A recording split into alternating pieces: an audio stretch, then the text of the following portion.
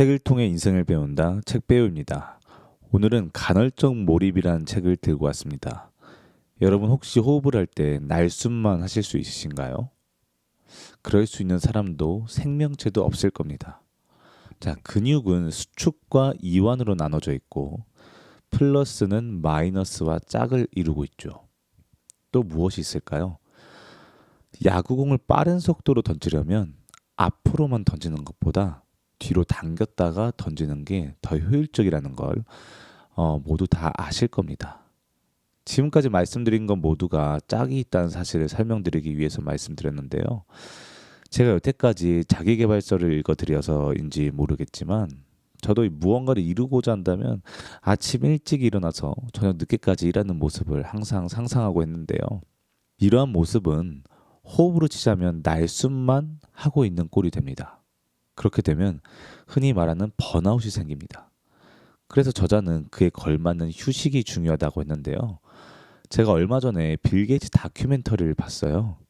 빌 게이츠 하면은 일을 어떻게 할 거라고 생각하시나요? 이미 이뤄놓은 게 많으니 출근해서 확인만 하는 정도일까요? 아니면 세계적으로 큰 회사를 세웠으니 아침 일찍부터 저녁까지 일만 할까요? 그건 아니었습니다. 그도 산책을 하며 테니스를 하고 때로는 일주일 동안 별장에 가서 책을 읽는 등의 행동을 하며 일에 몰입하는 모습을 보였습니다. 저도 이전에는 그건 돈 많은 사람들이나 하는 사치라고 치부했었는데요. 여러 책들을 읽고 생각해보니 그건 부자라서 혹은 시간이 많아서가 아니라 우리 모두가 일을 할 때 일과 쉼의 균형을 잘 맞춰야 한다는 것을 깨달았습니다. 사람들 모두가 다양한 직종에서 일을 하고 있습니다. 혹시 힘이 들어서 집에 오면 눕기 바쁘신 분들 계십니까? 오늘부터 가볍게 산책부터 시작하는 게 어떠실까요? 잠재력이 삶의 무기가 되는 에너지 몰입혁명, 지치지 않고 편안하게 최고의 나를 깨우는 위대한 삶의 기술, 간헐적 몰입, 낭독 시작하겠습니다. 파트 2, 간헐적 몰입의 8원리. 간헐적 몰입에 대해서. 몰입이란 말 그대로 어떤 일에 깊게 파고들거나 빠지는 것을 의미한다. 어떤 직업이든 본인의 업무에 깊이 빠져들 때가 있겠지만 배우란 직업이 특히 몰입을 설명하는 데 적합하지 않을까 한다. 배우가 어떤 배역을 맡았을 때 그들은 극에서 맞닥뜨리는 캐릭터의 상황과 사건 등에 깊게 감정적으로 몰입한다. 마치 그 역할이 자신이 된 것처럼 연기하는 것이다. 이때 우리는 몰입이란 단어를 쉽고 명확하게 이해할 수 있을 것이다. 미하이 칙센트미하이 교수가 몰입의 기술을 통해 설명한 몰입은 배우뿐만 아니라 더 많은 사람들, 누구에게나 가능한 확대된 의미로 쓰인다. 그가 말하는 플로우는 어떤 행위에 깊게 몰입하여 시간의 흐름이나 공간, 더 나아가서는 자기 자신에 대한 생각까지도 잊어버리게 될 때를 일컫는 심리 상태를 의미한다. 몰입이라는 표현보다 흐름이라는 직역이 그 본래의 의미를 잘 나타내준다. 실제로 칙센트미하이 교수가 최적의 경험 상태를 겪은 사람들을 인터뷰한 결과 공통적으로 마치 하늘을 자유롭게 날아가는 느낌 혹은 물 흐르는 것처럼 편안한 느낌이라고 묘사했기 때문이고, 이것은 바로 양질의 에너지가 우리를 관통하여 흐를 때 직접 느끼며 경험할 수 있는 현상이기도 하며 특정한 사람들에게만 일어나는 일이 아니라는 것이다. 누구나 이런 경험을 한 적이 있다. 자신이 즐거운 일을 하고 있을 때, 친한 친구를 만났을 때 우리는 시간이 어떻게 흘러가는지 잊을 정도로 깊이 그 상황에 빠져든다. 플로우를 경험한 사람들을 이를 온전한 집중의 상태에 도달했다고 생각한다. 주의가 산만해지지도 않고 다른 생각에 끼어들 틈도 없는 것이다. 몸과 마음이 모두 깨어있는 동시에 일상적인 세상과는 단절된 듯한 고요하고 완벽한 집중의 상태. 그것이 바로 플로우의 경험이다. 칙센트미하이 교수는 플로우를 충만히 경험한 이들의 묘사를 다음과 같이 소개한다. 축구 황제 펠레. 온몸이 이상하게 고요하게 변하는 걸 느꼈어요. 텅 비어버린 황홀경이라고 할까? 그 상태에 들어서자 온종일 뛰어도 전혀 피곤하지 않을 것 같다는 느낌이 들었죠. 공을 몰고 상대팀 어느 선수가, 아니 그 팀의 모든 선수가 한꺼번에 방어해도 뚫고 나갈 확신이 드는 거예요. 세계 체스 챔피언. 너무나 황홀한 상태여서 자신이 존재하지 않은 것 같은 느낌을 맛보게 됩니다. 나는 이런 경험을 여러 번 거듭해서 경험했습니다. 그런 상태에서 내 손은 더 이상 내 몸에 붙어있지 않지요. 나는 일어나고 있는 일과는 전혀 상관이 없어요. 그냥 그곳에 앉아서 경이로움과 놀라움으로 손을 쳐다보고 있을 따름입니다. 스스로 흘러가는 것이니까요. 현대무용가. 강력한 이완과 차분함이 찾아옵니다. 실패할 거라는 걱정은 없어요. 얼마나 강하고 따스한 느낌인지. 나 자신을 넓혀서 세상을 끌어안고 싶어집니다. 아름답고 고상한 일을 해낼 막대한 힘이 있다고 느끼죠. 암벽등반가. 불교에서 말하는 선의 경지랄까, 마치 명상이나 좌선을 하는 느낌입니다. 정신 집중을 추구하는 것이지요. 일단 모든 것이 자동적으로 진행되는 경지에 오르면 굳이 생각하거나 행동하지 않더라도 저절로 일이 이루어집니다. 그러면서도 집중력은 더욱 높아지죠. 시인. 어떤 에너지가 몸속을 관통하여 지나가는 느낌입니다. 다만 저는 이런 에너지가 흘러가는 길을 방해하거나 가로막지 않을 뿐이지요. 글을 써내려갈 때 무척 지적인 에너지가 몸을 뚫고 흘러갑니다. 이때 집중과 전이가 이루어지는 것은 저희 두뇌가 아니라 에너지인 것이죠. 제 안에 숨어있는 작가라는 속성이 오히려 글이 자연스럽게 흘러나오는 것을 방해받지 않을 때 비로소 몰입이 나타나는 겁니다. 어떻게 방해하느냐고요? 머릿속으로 생각하기 시작하면 자연스러움에 방해가 생기기 시작하는 겁니다. 육아에서 몰입을 경험한 어머니. 아이가 뭔가 새로운 것을 배울 때 삶에서 가장 만족스러운 경험을 느껴요. 아이가 직접 만든 새로운 쿠키나 자랑스러워하는 미술 작품 같은 거죠. 독서도 우리애가 무척이나 빠져있는 일이어서 함께 읽기도 해요. 아이가 제게 읽어주고 제가 딸에게 읽어주고 바로 그럴 때 바깥 세상과 차단되는 느낌이 들면서 하는 일에 완전히 몰두하게 되죠. 칙센트 미야이 교수는 플로우의 유익을 다음과 같이 크게 세 가지로 정리한다. 첫째, 플로우는 탁월성의 원동력이 되어주기 때문에 이를 잘 활용하는 사람들은 남들이 생각하지 못하는 수준의 일을 해낼 수 있다. 둘째, 창조력의 근원이 되기 때문에 우리 안에 잠재의식을 깨워 창조성을 활용하도록 해준다. 셋째, 심리적 에너지의 근원으로 육체적 피곤함이나 스트레스를 사라지게 해준다. 사실 천재와 평범한 우리의 차이는 다름 아닌 하루 동안 어느 정도의 시간을 몰입할 수 있느냐에 달려있다. 평범한 우리에게 몰입은 의도적으로 들어갈 수 있는 상태라기보다는 어쩌다 가뭄에 콩나는 듯이 운이 좋으면 가끔씩 한 번씩 경험할 수 있는 상태인데 반해 천재들에게는 자신의 의도대로 들어갈 수 있는 상태에 가까운 것이다. 본서에서 몰입이라는 단어가 아닌 간헐적 몰입이라는 단어를 선택한 이유는 다음과 같다. 기본적으로 깊은 몰입 상태에 들어서는 것은 둘 다 같다. 차이는 간헐적에 있다. 간헐적이라는 사전적 의미는 얼마 동안의 시간 간격을 두고 되풀이하여 일어나는 것이다. 말 그대로 간헐적 몰입은 몰입의 상태를 의도적으로 반복적으로 일어나게 하는 것을 의미한다. 본서에서는 우리가 의도적으로 우리의 최대 잠재력을 리드미컬하게 되풀이하여 이끌어낼 수 있는 이 진짜 노력을 간헐적 몰입이라고 명명하고 탐구해 천재들의 몰입의 비밀을 밝혀냄으로써 우리 스스로에게 적용해보고자 한다.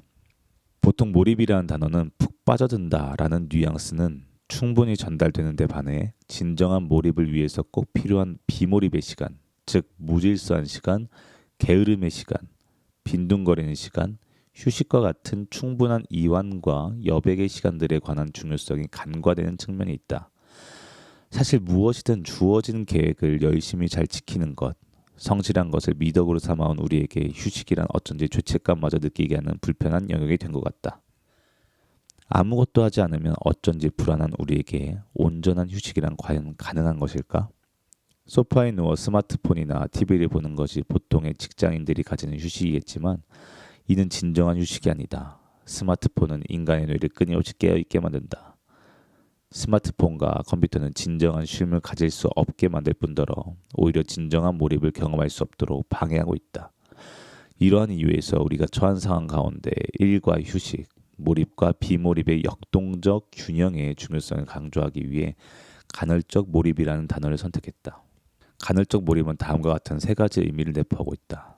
첫째, 간헐적 몰입은 지나치게 애쓰는 느낌을 피하는 동시에 학습이나 일을 통한 몰입과 휴식과 놀이의 몰입이 반복되는 리듬과 박자 감각을 되찾는 것에서 시작된다. 우리 내면의 본연적 리듬과 박자 감각의 회복을 의미한다. 또한 무조건 성실히 오랜 시간 앉아 있으면 된다는 우리 문화 속에서 무거운 죄책감이나 부담감 없이 마음껏 자유롭게 휴식과 일의 균형을 맞춘다는 의미를 담고 있다. 둘째, 진정한 간헐적 몰입의 경험이란 신체적으로는 편안하지만 동시에 정신적으로는 고도로 집중된 상태가 됨을 의미한다. 셋째, 간헐적 몰입은 일정한 조건과 환경을 만들어 줄 수 있다면 우리가 삶 가운데 반복적이고 지속적으로 경험하고 누릴 수 있다는 의미를 내포하고 있다. 간헐적 몰입에 대한 이해를 돕기 위해 간헐적 몰입의 프로세스를 전체적으로 개관해보면 다음과 같다. 간헐적 몰입은 당신이 더 스마트해지고 더 창의적이고 더 행복한 인생을 누릴 수 있도록 돕는 황금 열쇠가 되어줄 것이다. 간헐적 몰입의 개념과 원리, 방법을 깨달아 많은 사람들이 쉴 때는 제대로 쉬고 일하고 공부할 때는 제대로 몰입해 탁월한 성과를 누리는 삶을 살 수 있기를 바란다. 이런 선순환이 일어나면 휴식으로 인해 불필요한 불안감이나 죄책감이 시달릴 필요도 없다. 우리는 모두 당당하고 자유롭게 푹 쉴 수 있는 권리가 있다. 반드시 편안하게 쉬어야 하는 영적, 정신적, 육체적 권리를 되찾고 누림으로써 좌뇌, 우뇌뿐 아니라 전뇌의 균형 잡힌 활용이 가능해진다. 더 나아가 잠재의식과 무의식, 초의식까지 아우르는 통합의식 활용의 지혜를 익혀야만 자신만의 창의력과 잠재력을 온전히 발휘하며 살아갈 수 있게 되는 것이다. 그리고 바로 이렇게 조화롭고 균형 잡힌 삶이야말로 행복한 삶을 살 수 있는 지혜의 핵심이다. 사람은 근본 원리를 깊이 이해해야 이에 대한 신뢰를 바탕으로 자유롭게 실제 삶에 적용하고 응용할 수 있기 때문에 다음 장에서는 간헐적 몰입을 위한 8가지 핵심 원리를 함께 살펴보기로 하자. 간헐적 몰입의 원리 1. 대극의 원리. 간헐적 몰입의 첫 번째 원리는 동양경전의 최고봉으로 손꼽힐 뿐만 아니라 공자는 물론이고 양자 물리학의 아버지 닐스 보어, 아인슈타인, 헤르만 헤세, 괴테, 예이츠, 칼 융도 즐겨 읽고 깊이 연구했던, 최근에는 삼성을 비롯한 대기업의 CEO들도 공부하고 있다고 알려져 있는 주역에서 잘 묘사해주고 있는 대극의 원리이다. 우주 만물의 근본 법칙인 대극의 원리는 음과 양이 서로를 필요로 하고 서로가 보완이 되며 같이 있을 때 비로소 완전하며 전체이자 하나가 된다는 의미이다. 주역 태극의 상징은 이를 간단하고 명료하게 잘 보여준다. 이 대극의 원리를 우리가 몸소 체험할 수 있는 가장 쉬운 사례는 생명과 맞닿아 있는 우리의 호흡일 것이다. 호흡은 들숨이 있어야 날숨이 있고 날숨이 있어야 들숨이 있는 법이다. 만약 숨을 쉴 때 어느 한쪽만을 지나치게 강조하다가는 굉장히 곤란한 일이 발생하게 될 것이다. 우리의 인생도 삶과 죽음이 맞닿아 역동적 균형을 이루고 있다. 밤과 낮이 있으며 사람과 동물, 식물도 암수로 구성되며 원자는 양전기를 뗀 핵 주위에 음전기를 띤 전자가 도는 구조로 이루어져 있어 양측이 반대극의 성질을 띠면서도 동시에 서로 잡아당기는 역동적 균형을 이루고 있다. 이런 조화롭고 역동적 균형을 로마 신화에서는 전쟁의 신 아레스와 사랑의 신 아프로디테가 만나 하르모니아를 낳는 상징으로 표현된다. 조화로운 균형을 의미하는 하모니는 바로 이 하르모니아에서 유래된 단어이다. 양과 어울리는 태양이 강한 낮 시간에 낮잠이나 명상과 같은 의미의 영역을 함께 해주면 건강과 정신 컨디션 향상에도 큰 도움이 된다. 이렇듯 대극의 원리를 잘 아는 것은 우리 삶을 행복하고 풍요롭게 살아가는 데 중요한 지혜가 된다. 칼 융의 수제자 마리안 폰 프란츠 박사는 이러한 대극의 원리를 삶에서 지혜롭게 잘 활용했는데, 그녀가 스위스의 쿠스나흐트에서 룸메이트와 함께 지낼 때 둘 중 한 사람에게 행운이 생기면 그 사람이 일주일 동안 쓰레기를 치우는 일을 맡았다고 한다. 이는 단순하지만 매우 효과적이었던 행위로 긍정적인 일이 생길 때마다 반드시 그 일에 수반되는 그림자적인 측면을 청소하려는 행동으로 해소시킴으로써 좋은 일의 흐름이 자연스럽게 이어지도록 한 것이다. 이 대극의 법칙은 나 자신의 장점과 단점, 빛과 그림자를 온전히 수용하여 조화로운 사람으로 살아가는 데도 큰 지혜를 선물해준다. 다음의 예를 살펴보자. 나는 완벽했어요. 백조에서 흑조까지 아우르며 광적인 예술혼을 불태웠던 영화 블랙스완의 주인공 니나의 마지막 대사다. 그는 어떻게 완벽해질 수 있었을까? 백조의 호수 공연에서 순수하고 가녀린 백조 역을 완벽하게 표현해내는 발레리나 니나는 갑자기 감독으로부터 정반대의 흑조 역할을 제안받는다. 충동적이고 도발적이기까지 한 흑조를 끌어내기 위해 니나는 자신의 내면에 있는 어두운 면모를 드러내기 시작한다.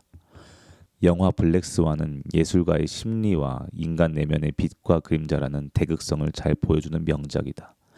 이 영화에서 주목할 부분은 평범하고 성실했던 주인공이 자신도 몰랐던 거칠고 어두운 내면의 세계를 인정하면서부터 나를 얽매던 나에서 벗어나는 부분이다. 빛도 그림자도 공존하는 온전한 나와 조우하며 해방감과 동시에 온전함을 느끼는 것이다. 블랙스완은 칼 융의 그림자 이론의 좋은 예가 되어주는 영화다. 융은 내면의 세계에 존재하는 어두운 부분, 스스로 인정하고 싶지 않은 단점과 부족한 면들을 그림자라 설명한다. 살면서 그런 경험을 한번 해봤을 것이다. 통제 불가능한 것처럼 행동하거나 나태하게 그저 시간을 소비하거나 매번 이를 엉망으로 만들어버리는 어떤 치명적인 단점들이 누구에게나 있다. 나조차 인정할 수 없는 자신을 혐오스럽게 만드는 부분들이다. 우주 창조의 기본 원리인 대극의 원리에 따라 인간으로서 빛을 가진다면 필연적으로 동시에 그림자 역시 가질 수밖에 없다. 광기 어린 동물과 같은 모습도 이성적으로 이해할 수 없는 모습도 나를 구성하는 다양한 요소 중 일부인 것이다. 이를 인정하고 수용할 수 없다면 온전한 자기 자신에 이르지 못한다고 융은 말한다. 그리고 더 나아가 이 그림자를 인정하고 수용하는 과정이 창의성과 긍정적 에너지를 얻을 수 있는 길이라고 융은 설명했다. 인간 내면의 그림자 영역을 창조적 에너지가 숨어있는 보물섬이라고까지 표현한 것이다. 디즈니 만화 영화 알라딘에서는 커다란 호랑이 동굴 밑에 바로 지니의 램프가 숨겨져 있는데 이는 칼 융이 말한 우리 내면의 그림자가 내포하고 있는 창조적 에너지와 잠재력을 상징적으로 묘사한 부분이다. 블랙스완에서 니나는 자신이 연기한 백조처럼 순결하고 단정한 모습으로 실제 생활을 해나간다. 하지만 그런 그녀가 갑자기 술을 마시고 이성을 만나는 등 방탕한 생활을 하기 시작한 것이다. 그녀 안에 있는 어두운 면을 마주하고 드러내는 순간 그녀는 묘한 해방감 또한 느끼며 뼈를 깎는 듯한 고통으로 그림자를 받아들이기 시작한다. 그리고 마침내 온전이라는 단어를 온몸으로 체험한다. 그간 나를 대표했던 밝은 면의 자신에서 벗어나 어두운 면인 그림자의 나 또한 포용하면서 온전한 나로 다가선 것이다. 그리고 이를 예술적으로 승화시켜 표현해냈다. 완벽하지 못한 자신을 인정하는 순간 완벽을 느끼는 놀라운 경험을 하게 된 것이다. 완벽하다는 것, 완전하다는 것의 의미는 무결점을 의미하는 것이 아니다. 어둡고 실수투성이인 부족한 면까지 부둥켜 안고 인정하는 것이 바로 내면의 성숙함을 보여주는 한 인간 존재로서의 온전함을 의미한다. 칼 융은 내면의 그림자 통합에 대해 다음과 같이 말했다. 나는 선한 사람이 되기보다 온전한 사람이 되고 싶다. 온전함이란 빛과 어둠을 모두 포함하는 것이다. 그림자란 우리가 외면하거나 숨기고 싶은 자신의 또 다른 모습이다. 분석 심리학자 로버트 존슨도 자기 자신의 그림자를 발견하고 수용하는 일은 심오한 단계의 영적 수행이며 이 수행은 온전한 자기 자신이 되는 과정이므로 그 자체만으로도 성스럽다고 표현하며 인간 영혼에 기대치 않았던 원천인 이 그림자를 통합해 나갈 때 우리는 온전한 삶을 찾아 그 삶의 깊이와 풍요로운 신비를 살아낼 수 있다고 말한다. 따라서 대극의 원리를 이해하는 것은 자기 수용과 자기 사랑에 있어서도 큰 영향을 미친다. 사실 자신의 단점까지 인정하고 받아들이는 것은 매우 힘든 일이다. 보통 쉽게 자신의 강점이나 장점을 수용하면서도 단점이나 약점은 거부하고 밀어낸다.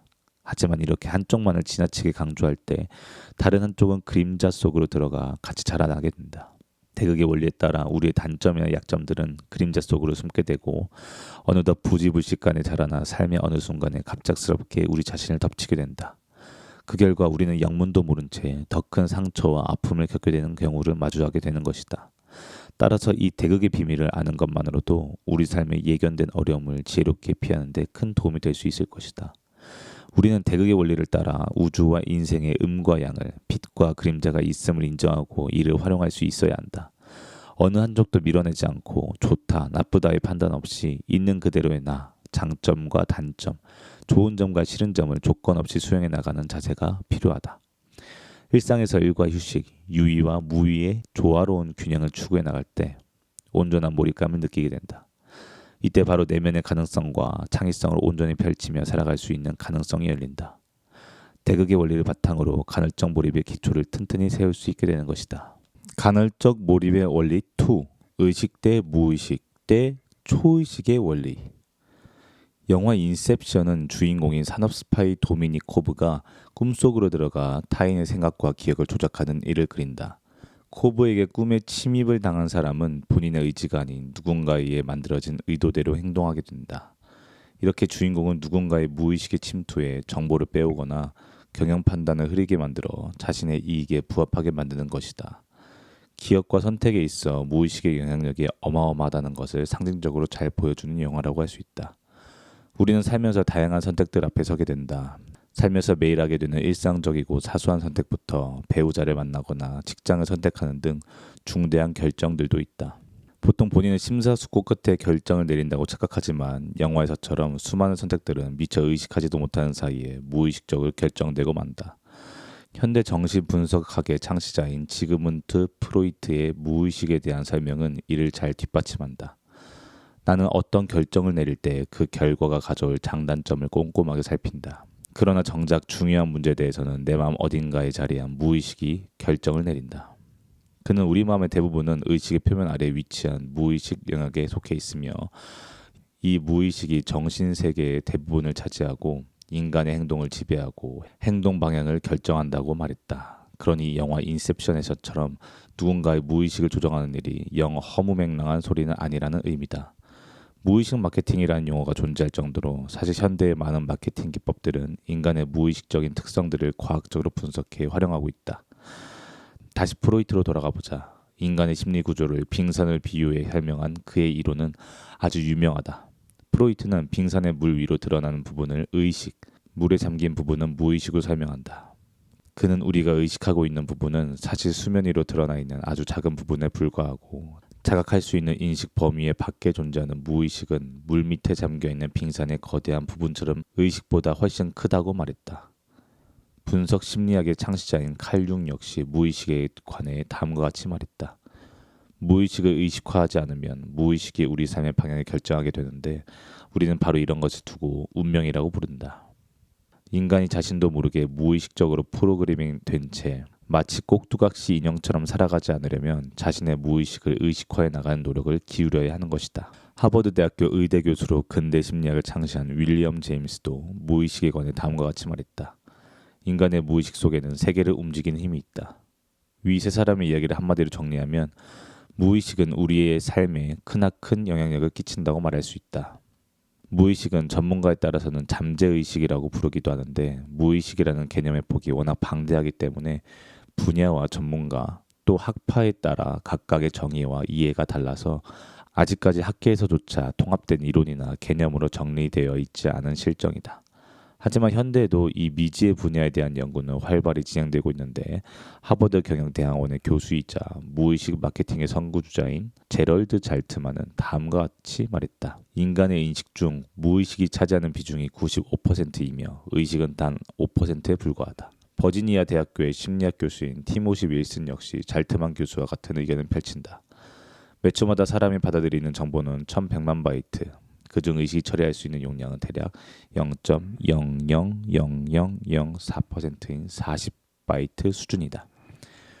우리의 의식은 빙산 위의 눈덩이 하나에 지나지 않는다. 이들 주장에 따르면 우리는 하루에 고작 1에서 5% 이하 정도의 의식적인 희망과 욕구에 따라 움직일 뿐이며 그 외의 시간은 무의식에 입력된 행동 프로그램에 따라 행동하고 살아가고 있다는 의미이다. 따라서 주도적인 삶을 살아가고 싶은 이들이라면 너무 익숙해 인식조차 못했던 자신의 행동들을 다시 한번 돌이켜봐야 할 것이다. 예를 들어 식후에 습관적으로 커피를 마시고 특정한 이성에게 반복적으로 이끌리며 또 매번 같은 실수를 반복하는 등 우리는 일상생활에서 제대로 인식도 하지 못한 채 무의식적 패턴에 막대한 영향을 받으며 살아가고 있기 때문이다.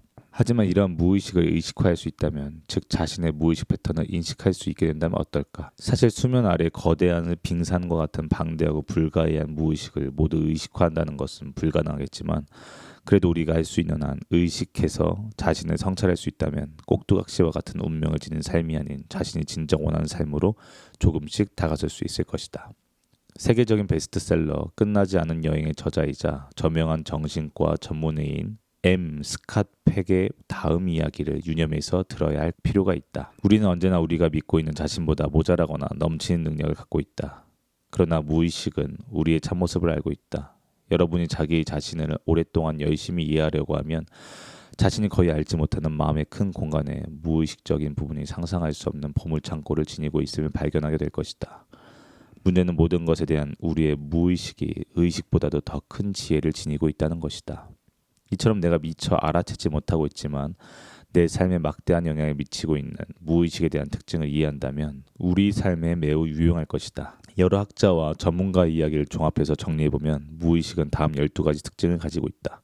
무의식의 특징 1. 무의식은 감정에 크게 영향을 받는다.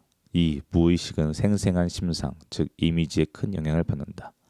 3. 무의식은 자주 반복되는 것에 큰 영향을 받는다. 4. 무의식은 현실과 상상을 구분하지 못한다. 5. 무의식은 시간 개념이 없다. 즉 과거, 현재, 미래를 구분하지 못한다. 6. 무의식은 부정형 문장을 이해하지 못한다. 7. 무의식은 옳고 그름, 진실과 거짓을 판단하지 않는다. 8. 무의식은 긴장이 풀린 이완 상태에서 효과적으로 작용한다. 9. 무의식은 모든 주어를 1인칭으로 이해한다. 10. 무의식은 잠들지 않는다. 11. 무의식은 의식만큼 균형 잡히고 실질적인 힘이며 의식보다 더 큰 지혜가 숨어 있다. 12. 한 사람의 무의식은 다른 사람들의 무의식과 깊이 연결되어 있다. 때문에 한 사람의 강한 생각은 주변의 사람들과 환경에도 영향을 미친다. 무의식이 어느 날 갑자기 나타나 나의 행동과 결정을 쥐락펴락하는 것은 아니다. 아주 어린 시절부터 쌓인 수많은 생각과 감정, 경험들이 녹아들어 프로그래밍 된다. 많은 사람들이 이 패턴에 따라 형성된 고정관념이나 편견에 갇혀 일생을 살아가게 된다. 이렇게 자신의 무의식을 자각하지 못한다면 인간은 필요 없는 에너지를 다량으로 낭비하면서도 원인도 모른 채 같은 실수와 실패를 반복하면서 끝내 원하는 것을 얻지 못하고, 아니 진정으로 자신이 원하는 것이 무엇인지도 모른 채 막연한 삶을 살아가게 되는 것이다. 따라서 내 안에 있는 무의식의 부정적인 패턴을 의식화하여 수용하거나 변화시킬 수 있는 지혜를 갖는다는 것은 인생의 필수적인 과제라 할 수 있다. 다음은 빙산이 떠 있는 대양으로 비유해 볼 수 있는 초의식에 대해 조금 더 살펴보도록 하자. 다사카 히로시는 자신의 저서 운을 끌어당기는 과학적인 방법에서 인간의 의식 구조를 다음과 같이 더 세분화하여 설명한다. 첫째, 개인적 의식 세계. 둘째, 집합적 의식 세계. 셋째, 개인적 무의식 세계. 넷째, 집합적 무의식 세계. 다섯째, 시공간을 뛰어넘는 초의식 세계. 즉 초의식이란 의식과 무의식을 초월한 의식의 세계를 의미한다. 인간은 이 초의식의 상태에서 양자 물리학들이 말하는 무한한 정보와 에너지의 근원이 되는 제로 포인트 필드와 연결할 수 있다. 우리가 간헐적 몰입을 통해 궁극적으로 깨우고자 하는 것이 바로 이 초의식이다. 초의식 상태에 다다르면 제로 포인트 필드와 연결되는데 이때 사고력과 창조력, 기억력이 놀랍게 활성화되어 자신의 잠재력과 내재된 천재성을 최대로 발휘할 수 있는 상태가 된다. 다사카 히로시는 제로 포인트 필드와의 연결을 통해 직관이나 예감, 호기, 동시성과 같이 우리의 통제 밖의 영역이라 생각했던 부분들을 활성화시킬 수 있고, 이 부분을 발달시켜 결국 좋은 운을 끌어당길 수 있다고 주장한다. 이 놀라운 제로 포인트 필드에 대해서는 간헐적 몰입의 8원리, 제로 포인트 필드의 원리에서 조금 더 자세히 설명하도록 하겠다. 이렇게 의식하는 마음을 넘어 나도 모르는 내 마음인 무의식과 초의식 원리에 대한 이해를 바탕으로 나를 새로운 차원에서 인식하는 것은 간헐적 몰입의 삶을 위한 중요한 지혜가 된다. 간헐적 몰입의 원리 3. 가짜 나 대 진짜 나의 원리. 각 분야의 최고의 경지에 오른 사람들을 가끔 만날 수 있다. 운동선수나 예술가처럼 천부적 재능을 타고난 것은 물론 방대한 연습 시간까지 더해져 세계 최고의 수준의 그야말로 그랜드 마스터가 된 사람들이다. 이들에게 도대체 당신의 경쟁자는 누구냐고 묻는다면 10중 8구 이렇게 대답할 것이다. 바로 나 자신이라고 말이다. 그들은 그렇게 스스로를 넘어서 자신을 초월한 경지에 이른 것이다. 이런 대단한 사람들이 아닌 평범한 우리들의 인생 또한 정도의 차이는 있지만 사실 마찬가지다. 인생에서 가장 무서운 경쟁자는 등수를 엎치락뒤치락하는 반 친구도 아니고 입사 동기도 아닌 바로 스스로를 가로막는 나다. 큰 시험을 준비할 때, 다이어트를 할 때, 조직에서 승진을 열심히 준비할 때 우리는 스스로를 가로막는 나를 여실히 느끼게 된다. 이렇게 지속적으로 나를 가로막는 나로부터의 위협과 유혹들을 이겨나가야 하고, 포기하고 싶은 순간에도 이를 극복하며 계속 나아가야 하는 것이 우리의 인생이다. 누구라도 인생에서 다음 단계로 넘어가기 위해서는 끊임없이 나를 가로막는 나 자신을 넘어서야 하는 것이다. 그렇다면 어떻게 하면 이런 나를 극복할 수 있을까? 스포츠계의 역사를 획기적으로 바꾼 티모시 걸웨이의 테니스 이너 게임이란 책이 있다. 마음으로 배우는 테니스 정도로 번역할 수 있는 이 책은 이너 게임의 원리에 대해서 설명하는데, 스포츠는 물론 교육, 기업 경영, 의료, 음악 등 다양한 분야에 적용되고 있다. 제목처럼 책은 실제 경기장 안에서 일어나는 외부의 게임보다 내 안에서 일어나는 내면의 게임의 중요성을 강조한다. 티모시 걸웨이에 따르면 우리 마음 안에는 셀프 1과 셀프 2라는 두 개의 자기가 공존하고 있다고 한다. 셀프 1은 가혹한 심판관이다. 주로 비판하고 판단하고 깎아내리는 반면 셀프 2는 타고난 우리 본연의 모습에 가깝다. 즉 셀프 1이 바로 스스로를 가로막는 나의 정체인 것이다. 티모시 걸웨이는 내면의 셀프 1 모드를 끄고 본연의 모습에 가까운 셀프 2 모드를 켜면 누구라도 큰 노력 없이 무엇이든 자연스럽게 배울 수 있다고 주장한다. 이때 우리의 배움이 가장 효과적이며 극대화된다는 것이다. 이너게임의 셀프 1, 2와 유사한 개념을 다양한 문화권에서 유래한 종교와 철학에서 찾아볼 수 있다. 유교에서는 소인과 대인으로, 불교에서는 이를 가와 진화로, 유대 기독교 문화에서는 옛사람과 새사람을 표현하고 있다. 거짓 나와 참된 나라는 두 가지의 나는 인간이 자신을 이해하고 진정으로 원하는 것을 찾아내는 데 있어 가장 먼저 이해되어야 할 개념이다. 위의 이미지와 다음 도표들이 이 개념을 이해하는 데 도움을 줄 것이다. 프로이드의 빙산 비유처럼 인간의 정신 구조를 상징하는 다양한 모형이 있지만 본서에서는 이해를 돕기 위해 칼 융의 인간 정신 모델을 참조하여 위와 같은 구의 형태로 쉽게 표현해 보았다. 그리고 구 이미지의 표기에 있듯이 인간의 인생이란 구 표면의 가짜 나인 에고에서 구 중심의 진짜 나인 셀프를 찾아가는 영웅의 여정이라고 말할 수 있다. 간헐적 몰입을 기반으로 한 라이프 스타일로 살아갈 수 있으려면 위와 같이 우리 안에는 두 명의 나가 있다는 사실을 알고 궁극적인 인생의 목적이 진정한 내가 되기 위해 사는 것임을 깨닫는 것이 굉장히 중요하다. 왜냐하면 어떤 내가 삶을 주도하느냐에 따라 인생이 달라지기 때문이다. 행복하고 충만한 삶을 살 수 있을 것인가 아니면 불안과 초조와 산만함으로 불행한 삶을 살아갈 것인가는 바로 두 가지 나로 인해 결정된다. 위의 도표는 데이비드 호킨스 박사의 현대인의 의식 지도를 참고하여 각각 에고와 셀프가 주도하는 삶의 형태에 대해 정리한 것이다. 에고에게 점령당한 삶은 무언가 늘 공허하다. 본인도 인지하지 못하는 채워지지 않은 욕망이 있기 때문이다. 마치 맞지 않은 신발을 신는 것과 같이 불편하고 불안한 삶을 살게 된다. 하지만 셀프를 찾는 것은 어떨까? 내면 깊은 곳으로부터 원하는 것을 제대로 알고 이를 온전히 누리며 자기답게 살아가는 것만큼 행복하고 충만한 일은 없을 것이다. 사실 우리 안에 두 명의 내가 존재한다는 진실을 담고 있는 동화를 어린 시절부터 들어왔다. 바로 안데르센의 유명한 동화 미운 오리 새끼이다. 백조로 태어난 미운 오리 새끼는 단 한 번도 오리인 적이 없지만 오리 사이에서 자라나 자신을 못난 오리라고 즉 에고라고 잘못된 동일시를 하게 된다.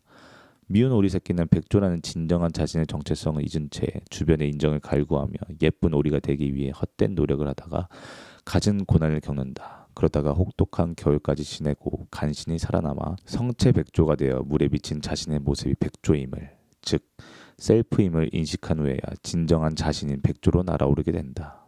이 이야기가 바로 에고와 셀프의 깊은 지혜를 담은 동화이다. 마치 자신을 미운 오리 새끼로 착각한 백조처럼 우리 역시 가짜 나인 에고가 자신이라고 믿으며 근본적으로 가능하지 않은 예쁜 오리가 되기 위해 아등바등 살아가고 있는 것은 아닐까. 만약 우리가 외모, 학력, 직업, 재산 등 진정한 나일 수 없는 것들과 자신을 동일시하며 남들이 설정해 놓은 기준에 맞추어 살아가기 위해 아등바등하며 예쁜 오리가 되려고 허상의 삶을 살아가고 있다면 말이다. 이렇게 내가 아닌 타인에게 내 전체 삶을 맡겨놓고는 아니 맡긴지도 모른 채 소모적으로 살아가다가는 언젠가는 인생의 고비를 필연적으로 마주하게 될 것이다. 깊은 공허감과 덧없는 후회에 시달리며 내가 원하는 것은 이런 삶이 아니었다라고 허탈하게 말하게 될지도 모르는 것이다. 하루라도 빨리 내 안의 백조 즉 진짜 자신의 모습임을 알아야 진정한 삶이 시작될 수 있다. 결국 궁극적 인생의 목적은 다른 무엇도 아닌 진정한 내가 되기 위해 사는 것임을 깨달아야 한다는 것이다. 그래야 진정으로 행복하고 충만한 삶을 살 수 있다. 그렇다면 우리는 어떻게 잃어버린 진짜 나, 셀프를 찾아갈 수 있을까? 조지프 캠벨의 영웅의 여정 서사 구조에서 그 힌트를 찾아보도록 하자. 비교 신화학자인 조셉 캠벨은 세상에 존재하는 다양한 신화와 민담, 동화들을 분석한 결과 각각 처한 환경은 차이가 있지만 그들이 실행하는 모험의 이야기 속에서 공통점이 있다는 것을 발견했다. 그는 그것을 자신의 저서 천의 얼굴을 가진 영웅에서 영웅의 여정이라고 명명한다. 주인공은 일상에서 비일상의 세계로 여행을 떠난 뒤 온갖 고난의 과정을 거쳐 단단하게 성장해 다시 일상으로 돌아온다는 우리에게 매우 익숙한 구조를 가지고 있다. 이 영웅의 여정 이야기가 바로 수천 년 전 각국의 부족들이 좋아했던 신화와 민담, 현대인들이 즐기는 스타워즈, 반지의 제왕, 해리포터 등과 같은 인기 영화와 소설은 물론 드라마에 이르기까지 시대와 공간을 초월하여 인류 내면에 공명하는 원형적 이야기인 것이다. 영웅이란 단어가 주는 느낌 때문에 영웅의 여정은 마치 역사적, 사회적으로 대단한 인물에게만 해당하는 이야기로 여겨질지도 모른다. 하지만 영웅의 여정은 특정한 누군가에게만 해당하는 특별한 이야기가 아니다. 우리 모두가 살아내야 할 삶의 이야기, 즉 인류 전체가 각자 자기 자신의 삶이라는 여정에 있어서 영웅이라는 것을 의미한다. 영웅의 여정 이야기 구조 1. 평범한 사람이 어떠한 사건을 계기로 일상과 결별을 하게 된다. 2. 다가온 소명을 거부하지만 어쩔 수 없이 새로운 모험을 시작한다. 3. 모험에서 스승이나 멘토, 조력자를 만나게 된다. 4. 피할 수 없는 적과의 싸움을 하게 되고 승부에서 패배하게 된다. 5. 한계와 고난에 부딪혀 좌절한다. 6. 좌절과 낭망으로 인해 시작되는 깊은 숙고를 통해 자신이 진정 원하는 것, 그리고 자기 안에 잠재해 있던 고유한 지혜와 힘을 되찾는다. 7. 다시 적과의 싸움을 통해 승리하게 되고 과정을 통해 획득한 선물과 승리의 이야기를 가지고 다시 평범한 일상으로 돌아오게 된다. 그래서 조지프 캠벨은 인간의 인생이란 곧 영웅의 여정이다. 영웅이란 스스로의 힘으로 자아극복을 위한 기술을 완성한 인간이다.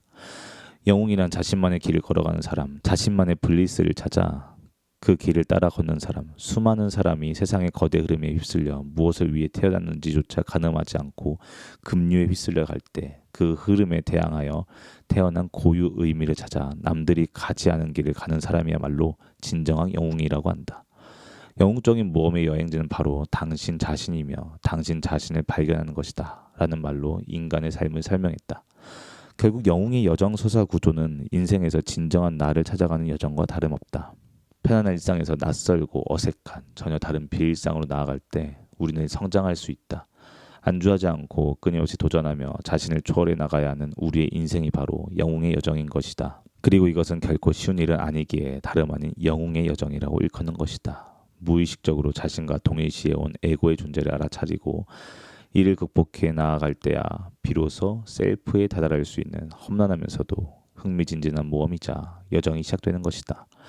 이처럼 우리 내면에 가짜 나인 에고와 진짜 나인 셀프가 존재한다는 사실을 인식하고 이 두 존재의 균형을 맞추고 통합할 줄 아는 지혜와 실력을 기르는 것은 간헐적 몰입을 위한 중요한 원리 중 하나가 된다.